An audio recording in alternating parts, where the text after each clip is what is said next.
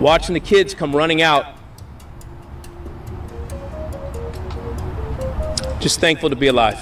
But there's so much more to it than just that.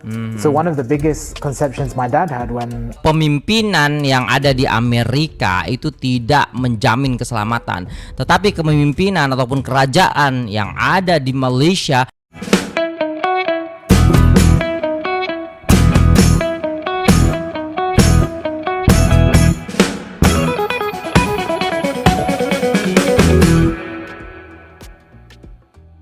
Assalamualaikum warahmatullahi wabarakatuh. Jumpa lagi dengan saya guys, Cak Mujib. Gimana kabar teman-teman semua? Semoga sehat selalu dalam lindungan Allah Subhanahu wa taala. Amin amin ya rabbal alamin. Oke, kali ini kita akan mereaksi sebuah video ya guys ya.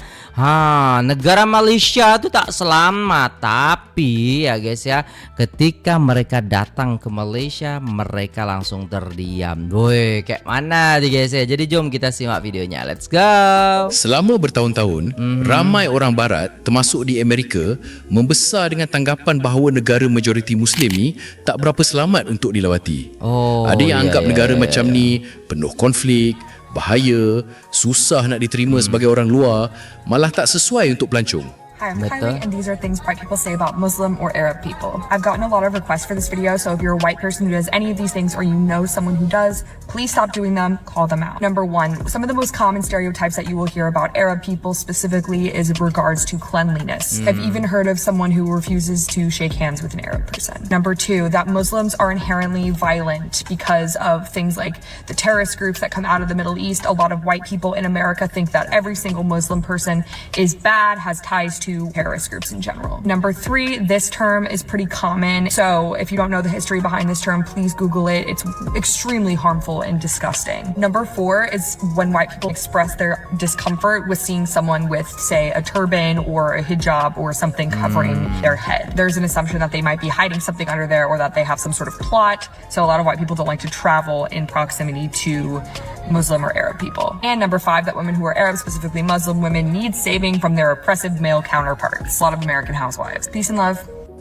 Oke, jadi memang apa ya guys ya, kalau kita tengok, saya dulu waktu mondok juga, itu memang ada seorang yang istilahnya mengajar di situ ketika saya mondok dulu, dan menyampaikan bahwasannya tujuan mereka membuat berita-berita seperti itu di negara mereka itu supaya orang itu membenci Islam, seperti itu ya guys ya.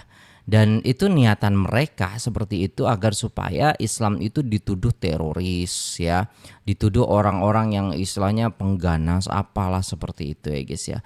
Dan ketika istilahnya mereka siarkan itu, maka banyak orang-orang ya ilfil dengan surban, orang-orang Arab seperti itu, yang istilahnya notabene ada sedikit Islamiknya gitu. Mereka akan ilfil seperti itu, dan itu sudah sukses mereka. Tetapi guys ya, tetapi dengan adanya sosial media sekarang, dengan adanya banyak istilahnya platform-platform yang menyiarkan tentang bagaimana Islam sebenarnya, ini sangat berubah pandangan mereka. Yang awalnya istilahnya mereka istilahnya takut dengan Islam, akhirnya mempelajari Islam. Dan ini adalah apa? Ini adalah bukti bahwasannya sejelek apapun kalian istilahnya mengcover ataupun memberikan nilai kepada Islam, maka Islam itu akan datang ya membawa rahmatan lil alamin gitu. Jadi Islam itu akan menjadikan kebaikan untuk diri kita. Mau seberapapun dihinanya, mau seberapapun istilahnya dijelek-jelekkannya, ya tetap kembali bahwasanya Islam itu rahmatan lil alamin. Dan itu sudah jelas dan terbukti gitu loh guys ya. Dan banyak sekarang istilahnya kalau kita lihat di Malaysia, di Indonesia, di banyak-banyak negara yang notabene istilahnya banyak non-muslimnya, sekarang banyak mereka istilahnya belajar tentang Islam seperti itu. Jadi kalau dulu mungkin lah, sekarang sosial media nggak bisa dibohongin lah guys ya. Kalau dulu mungkin banyak orang yang tidak tahu tentang kayak ya cuma nonton TV terus disiarkanlah di TV gitu kan, tanpa melihat gadget mereka. Sekarang nggak bisa gitu ya. Jadi sudah bisa melihat dengan mata kepala sendiri tentang kebenaran Islam itu sendiri guys. Sebagai contoh, Amerika Syarikat baru-baru ni jadi perhatian dunia bila berlaku kes tembakan di kawasan masjid di San Diego, California. It is extremely outrageous to target a place of worship. Yeah. Our Islamic Center is a place of worship. People come to the Islamic Center to pray, to celebrate, to learn. Not only Muslims, but we have people from all walks of life. Just this morning, earlier, a group of people, non-Muslims, coming just to learn about our faith and our cultures. How many total deceased? So we have our 2 suspects that are deceased. We have 3 victims at the Islamic Center. All 3 are adults, for a total of 5 people that are deceased. In 28 years, this is the most dynamic and impressive response that I have ever seen in policing. We have every single police officer available throughout our county that dropped what they're doing and did exactly what they're trained to do: run towards gunfire. And I tell you what got me. Watching the kids come running out. Just thankful to be alive. Perkara macam ni buat ramai orang mula risau dan tertanya-tanya tentang tahap keselamatan di negara sendiri. Benda macam ni sebenarnya buat ramai orang mula fikir semula, betul ke negara yang selalu dilabel selamat tu memang selamat? Sebab hakikatnya nak nilai sesebuah negara tu aman atau bahaya bukan boleh tengok pada agama majoriti atau berita sebelah pihak semata-mata. Menariknya, ramai pelancong barat yang datang sendiri ke negara majoriti Muslim macam Malaysia cakap pengalaman mereka memang jauh berbeza. Ramai yang terkejut sebab rasa negara ni aman, orang diramah, senang nak jalan-jalan dan suasana pun selesa. Langsung tak macam apa yang mereka selalu dengar sebelum datang. So I just walked away from my bag with 2 iPads in it, and no, I do not feel worried. I don't feel like nobody gonna take it because, baby, they got other things to do. That's one thing that I do like about the Asian culture is they got other things to do besides run up and take your stuff. Now I'd rather them not touch my stuff and say excuse me, but yeah, y'all. What Malaysia are y'all in? What do you think the biggest misconceptions about Malaysia in the West? Maybe because obviously Malaysia is a Muslim majority country. The West perception towards Islam is there's a certain perception there, which I think people would apply onto. So you would hear like, oh, Malaysia is a Muslim majority country, it's an Islamic country. Maybe some of their perception would be, oh, that means it's going to be, say, for example, like the Middle East or Saudi Arabia, where it's going to be very strict. You're not going to there's that fear about Islam, halal, everything. I think that's maybe one misconception is people really, they need to come here and see that, yes, there is that element here, but there's so much more to it than just that. So one of the biggest conceptions my dad had when I was telling him, like, yeah, here's most of the food you eat is going to be halal, right? And there's that perception towards, oh, halal food, that means it's going to be like this, whereas actually it's just a misconception based on what the narrative that they've heard. Whereas actually when you come here and see the real narrative, it's very different. Jadi emang apa ya guys ya, yang diceritakan ya kepada mereka dengan narasi-narasi kebencian itu ya sangat berbeda dengan kenyataannya seperti itu ya guys ya. Ketika istilahnya saya contoh, saya belum berangkat ke Arab gitu kan. Ketika saya di rumah saya berjumpa dengan kawan-kawan saya, tetangga-tetangga saya, maka mereka akan mengatakan bahwasannya ingat di sana itu ada Badui katanya. Orang Badui, orang hitam tinggi seperti itu. Nanti kamu dimakan, ya.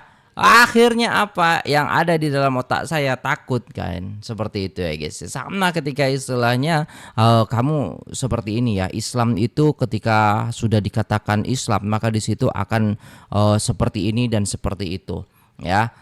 Jahat, ya kan, tidak selamat dan lain sebagainya. Nah itu narasi-narasi yang mereka bawa dengan banyak-banyak rasa kebencian kepada Islam seperti itu. Tapi ketika istilahnya mereka tahu sendiri dengan melihat mata kepala sendiri, waktu itu ketika saya di Arab juga melihat nggak ada apa-apa dan sangat enak di sana gitu loh guys ya. Nah seperti itu juga istilahnya apa ya guys ya, ketika orang luar datang ke Malaysia, datang ke Indonesia, oh seperti ini ya ternyata gitu loh guys ya. Hidup rukun, damai, seperti itu. Dan ya itulah yang digiring oleh mereka supaya mereka ini benci gitu terhadap Islam. Dan kita melihat realita banyak orang pelancong ataupun bule-bule yang datang ke Malaysia ataupun ke Indonesia, malah mereka menikmati gitu loh guys ya.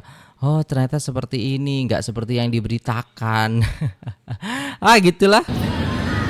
Good afternoon, Malaysia. Yeah, good afternoon. I've never been more thankful to you than this week, when I've seen atrocities across the world, in Bondi, in Taiwan, and different kind of atrocities happening in the United States at the moment due to very, very poor leadership. I'm thankful I can take my children out safely everywhere in Malaysia. I'm thankful that the leaders in this country are getting things right, improving everybody's livelihoods. So thank you. Jadi bisa dikatakan guys ya, kepemimpinan yang ada di Amerika itu tidak menjamin keselamatan, tetapi kepemimpinan ataupun kerajaan yang ada di Malaysia itu membuat mereka para pelancong selamat guys ya. Dan ini menandakan bahwasannya kuatnya ya Islam ya, yang ditata, yang dibuat sedemikian rupa di Malaysia sehingga banyak orang itu cinta kepada Malaysia dan juga Islam seperti itu ya guys ya, menerapkan ya sebenarnya gitu tentang keselamatan. Wih keren banget. Thank you again for allowing me to live here, allow me to work here, allow me to feel safe with my family when the rest of the world frankly is struggling. Kasih. Tapi mestilah bukan maksudnya semua negara Muslim confirm selamat 100% atau semua negara barat tu bahaya. Setiap negara ada cabaran keselamatan masing-masing. Betul. Ada tempat yang okey, ada tempat yang kena berjaga-jaga juga. Cuma satu benda yang ramai pelancong mula sedar ialah pengalaman sendiri selalunya sangat berbeza daripada persepsi yang terbentuk hasil tengok berita semata-mata. Betul. Oke guys, sangat betul sekali apa yang disampaikan apa benda nih wey. Ini salah satu channel yang direkomendasikan oleh teman-teman sekalian. Sekarang baru mereka tahu Trump dan Netanyahu yang jahat, mereka lah teroris ya kan. Terima kasih apa benda nih wey karena memberi maklumat tentang hal di Malaysia. Alhamdulillah, semoga Allah SWT akan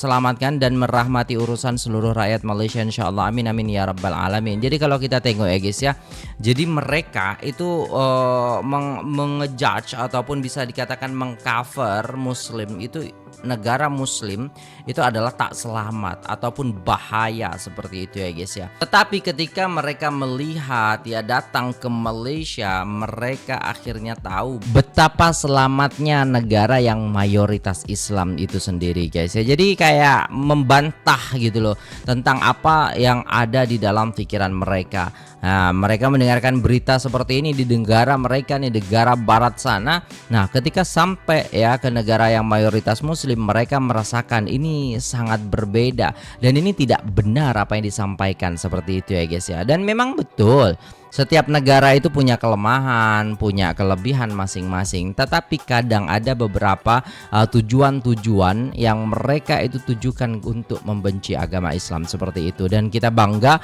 ya dengan agama yang kita peluk ya guys ya. Jadi agama kita ini memberikan kedamaian ya guys ya, keselamatan untuk kita di dunia maupun di akhirat seperti itu. Maka berbanggalah kita seperti itu ya guys ya. Oke, itu dulu videonya. Terima kasih sudah tengok video ini sampai selesai. Jangan lupa like, share, komen, dan subscribe. Saya pamit untuk diri. Assalamualaikum warahmatullahi wabarakatuh.